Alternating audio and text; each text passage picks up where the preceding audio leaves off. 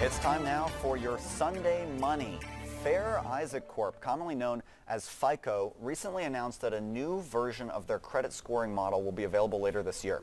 Certified financial planner Suzanne Himes with Asset Planning Corporation is here with more information about this important update and how it's going to impact our finances. We hear a lot about these FICO scores. I've heard it before and before again, but how do they actually come into being? So the idea of a scoring system for credit worthiness is not new. It actually goes back to at least the 1800s. But there was a need for something standardized. And so in 1989, Fair Isaac got together with the major reporting agencies and created that first FICO scoring model. There have been updates along the way. The last major update was in 2014 with FICO 9. And now here we are with FICO version 10. And before we get into how FICO version 10 is going to affect us, I mean, how does the FICO score impact you and me, the everyday consumer? Yeah, exactly. So it's really a summary of our credit report. So looking at things like, how many accounts you have, what's your total credit limit, how much of that are you using, which is the utilization rate, and of course, payment history, right? Are you paying on time? Do you have any late payments? And it really plays a major role in, first, are you going to be approved for that loan? And then what are the terms? How long will you have to repay it?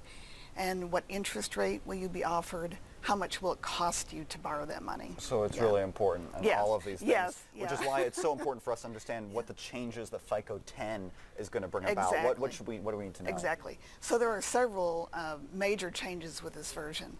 First of all, for the first time ever, it will be using trended data. So what does that mean?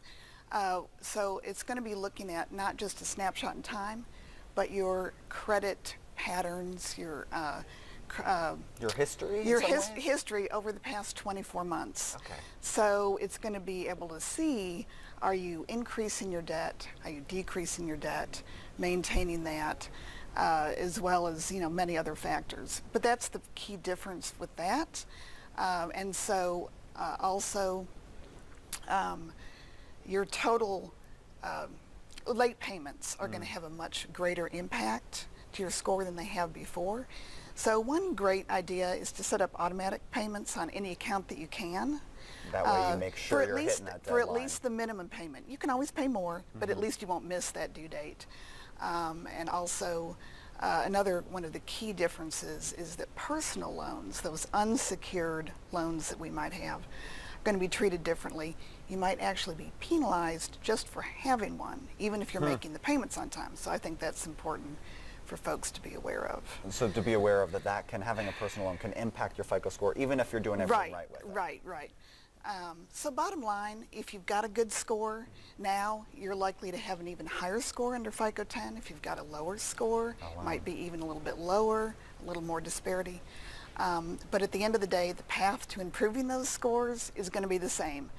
Make your payments on time and keep that credit utilization low. So making sure it's the same kind of thing you need to do to get that score up high, but it could just a little more detail that lenders can be looking at now. All right. Suzanne, thank you so much. Sure. If you have a question for Suzanne, you can email it to Suzanne at assetplanningcorp.com. Thank you so much again for being with us this morning.